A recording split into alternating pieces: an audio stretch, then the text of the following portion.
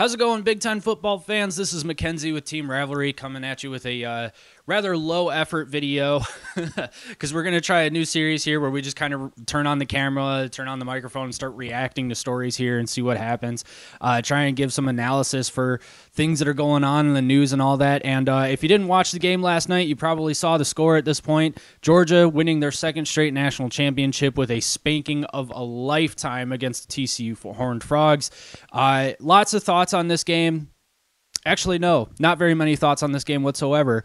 I think it's pretty clear what happened. Georgia's on a whole nother tier, but I guess if you're a TCU fan, you have to be asking yourself right now, what happened? Why were they able to do what they did against Michigan's defense, but they couldn't do anything against Georgia's defense except for the 160-yard pass, and then they had a handful of completions for 15, 20 yards, that kind of thing.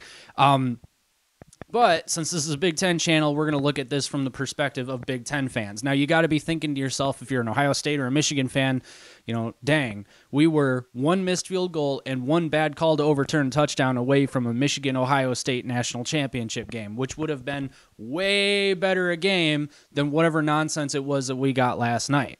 Michigan versus Ohio State, I mean, you think about the ratings alone, that probably would have been the most popular national championship ever, just for the storylines and stuff like that. In terms of how the game played out, I think Ohio State probably would have had an edge in that game, but it would have been a far more competitive game. I think there's something to be said for Michigan probably winning that game since they know the opponent and they've already beat them, and Ohio State maybe learns and stuff like that. I don't know. It didn't happen, so I don't want to get too far into that kind of a thing. So if you're watching the game last night from the perspective of a Big Ten fan, though, what are you kind of saying to yourself right now? And I'm just going to say, I'm thinking as a Michigan fan, TCU must have really left it all on the field when they played Michigan a week ago. Okay, two weeks ago, 1 week ago, whatever.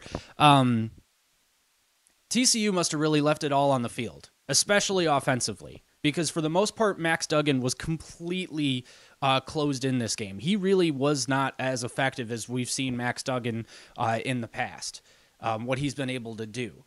Now, thinking as a Michigan fan, since I am a Michigan fan, it's only natural, I'm looking at this game like, okay, TCU saved Michigan from a splattering on national TV in the national championship game. That's, thank you. Appreciate that. Why didn't Michigan make it to the national championship game? Well, I think for starters, Blake Corum was injured and Donovan Edwards was able to do everything that he could, but they needed a more dynamic back in Blake Corum, and that would have really helped things out. From the Ohio State standpoint, you're probably thinking to yourself, oh man, we were a missed field goal away from walking away with a national championship. And honestly, you're probably right. I don't know what TCU would have been able to do against Ohio State that would have been much different from what they did against Georgia. Not because Ohio State is, just as talented as Georgia, certainly in some positions and stuff like that, but as an overall team, I think Georgia definitely obviously has the edge on Ohio State. But that being said, Ohio State still gave Georgia fits where TCU just didn't even show up. So what's the difference? What do Ohio State and Michigan fans need to be saying to themselves right now? Well, honestly, they need to be thinking they're lucky stars that the season is over and that they weren't the ones to get humiliated on national television in the championship game, in the pinnacle game. So that's definitely a plus that it wasn't the Big Ten in this game getting humiliated by the SEC once again.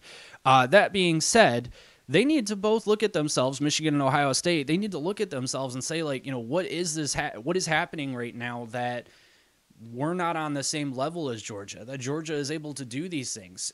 What?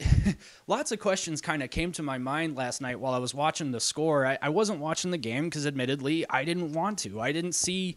There wasn't a lot of pageantry in this game for me being a Big Ten fan. Now, if you're a TCU fan or a Georgia fan, yeah, obviously you're going to be excited about it. But that being said, the thoughts that were coming to my mind were, this is a really strange game, isn't it? Week to week, you really don't know what's going to happen. Michigan shows up, blows out Ohio State, but then if you really look at that specific game and what it was that Michigan was able to do against Ohio State a couple of weeks ago back in November, it really was Ohio State dominated 80% of that game, but then there were 5 plays that Michigan just over the top or Donovan Edwards right up the middle, and boom, he's gone. So it's 5 plays really changed the outlook of the entire CFP picture, because if Ohio State wins that game, then they're number 2. They go up against TCU. What does Ohio State do against TCU? Well, honestly, I think Ohio State beats TCU. Okay, so then it's a Georgia-Ohio State national championship. What does that look like? Does Georgia turn it on for that specific game? Does that mean that Georgia had already beaten Michigan? Or does Michigan get punished for their non-conference and fall to a number 5 slot? So that would have been an interesting thing to consider. But obviously it didn't work out this way, but you got to be thinking, like, what could have happened if Ohio State had beaten Michigan at the regular season finale, in the regular season finale? What could have happened if Michigan had beaten TCU? Would Michigan have put up a better fight against Georgia? I think it would have been a better fight, but I don't know what that means, since Georgia just played a game for the ages. I mean, and Georgia's not as good as they were last year, and yet they were still able to do this to TCU. Now, TCU, it's kind of curious, and this opens up some questions to me as far as, like, maybe the expanded playoff is actually a good idea in this regard, because it seems like every time we get these teams that they run through their conference and dominate, like, especially you look at Michigan. Michigan ran through the conference and dominated everybody except for, let's say, Maryland and Illinois. And then Ohio State, they had the 5 plays, which made the score look a lot more lopsided than the game probably actually was. But that's how the game works. But then they get up onto the national stage and boom, they get hit by a TCU, and Michigan inexplicably falls apart.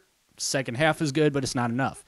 Ohio State gets hit by Michigan in the regular season, but then they're able to go up against Georgia, and they come up just a field goal short of a national championship appearance.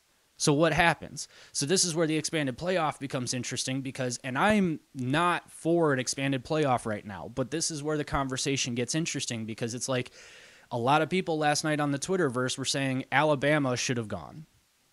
Okay, but Alabama lost to Tennessee. Alabama lost to LSU. But if you look at those games, Alabama lost on 1 play to LSU. They lost on 1 play to Tennessee, or not 1 play to Tennessee. I can't remember. Maybe they did. I don't know.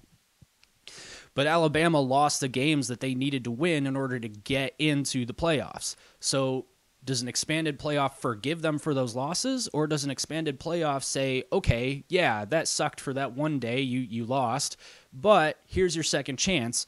Do something with it? Because if you put Alabama and TCU on a neutral field, who are you giving the edge to?